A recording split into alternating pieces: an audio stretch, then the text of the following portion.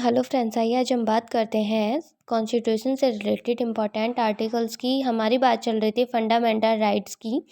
देखिए, कल fundamental rights जितने भी हैं आपके मूल अधिकार, उनकी समाप्ति बाय वीडियो मतलब कि कंप्लीट हो जाएंगे। वो आपके आज आर्टिकल 29 एंड 30 की बात हो रही है, जो कि है हमारा संस्कृति और शिक्षा संबंधी अधिकार, आर्टिकल 29 to 30। देखिए, ये जो शिक्षा का अधिकार है, संस्कृति व शिक्षा का संबंधी अधिकार है, ये अल्पसंख्यक वर्गों के हितों के संरक्षण से रिलेटेड है। अल्पसंख्यक समझते हैं आप?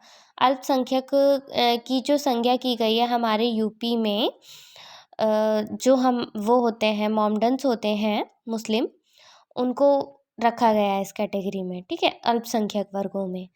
तो आर्टिकल 29 के तहत अल्पसंख्यक वर्गों के हितों का संरक्षण है। भारत के राज्य क्षेत्र या उसके किसी भाग के निवासी नागरिकों के किसी अनुभाग को जिसकी अपनी विशेष भाषा, लिपि या संस्कृति है, उसे बनाए रखने का अधिकार होगा। देखिए, हमारा देश जिस तरीके से मैंने उस दिन आपको बताया था, जातिवाद में भेदभाव नहीं करता है, उसी आधार पर हिंदू, मुस्लिम, सिख, ईसाई बहुत से धर्मों के लोग निवास करते हैं हमारे भारत में। तो यहाँ पर जो मुस्लिम वर्ग हैं उनको एक अलग ही दर्जा दिया गया है, ठीक है, उनसे भेदभाव की भावना नहीं की गई है, उन्हें बराबरी का दर्जा दिया गया है। इसीलिए उनको अल्पसंख्यक वर्गों के हितों के संरक्षण को ध्यान में रखते हुए आर्टिकल 29 को क्रिएट किया हमारे भारतीय संविधान में, ठीक है। तो सेकंड पॉइंट क्या है आपका? राज्य द्वारा पोषित या राज्य निधि से सहायता पाने वाली किसी शिक्षा संस्था में प्रवेश से किसी भी नागरिक को केवल धर्म, मूल वंश, जाति, भाषा या इनमें से किसी भी आधार पर वंचित नहीं किया जाएगा, ठीक है। धर्म के आधार पर, मूल वंश के आधार पर, जाति के आधार पर या भाषा के आधार पर किसी को भी शिक्षण संस्था में प्रवेश पर प्रतिबंध नहीं लगाया जाएगा, ठीक है। आर्टिकल 30 क्या कहता है आपका? शिक्षा संस्थाओं की स्थापना व प्रशासन करने का अल्पसंख्यक वर्गों का अधिकार। देखिए, हमारे यूपी में तो मुस्लिम कैटेगरी मानी गई है अल्पसंख्यक, लेकिन जो अदर स्टेट में है उनमें अलग अलग जो जाति हैं उनको उस कैटेगरी के अकॉर्डिंग रखा गया है, ठीक है।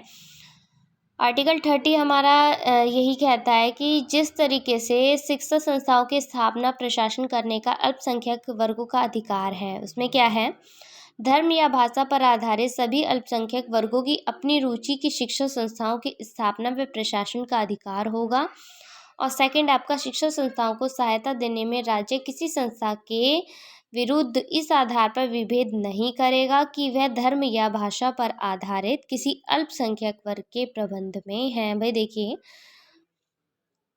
इन पर मतलब भेदभाव की भावना नहीं रखी जाएगी। अगर इनकी शिक्षा संस्था की कोई स्थापना हो रही है तो उसमें भी जो हमारी गवर्नमेंट है वो पूरा सहयोग करेगी, ठीक है, उस पर प्रतिबंध नहीं लगाएगी, ठीक है। उनको मतलब पूरी स्वतंत्रता है कि अपनी शिक्षा संस्थाएं जो हैं उनको स्थापित करें, उस प्रशासन को स्थापित करें, ठीक है।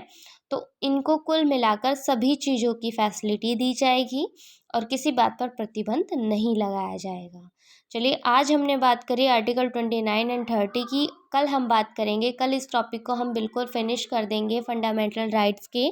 फिर उसके बाद हमारा चलेगा आपका जो हमारी फंडामेंटल ड्यूटीज़ हैं, सॉरी, राज्य के जो हमारे नीति निर्देशक तत्व हैं उनकी बात होगी, ठीक है।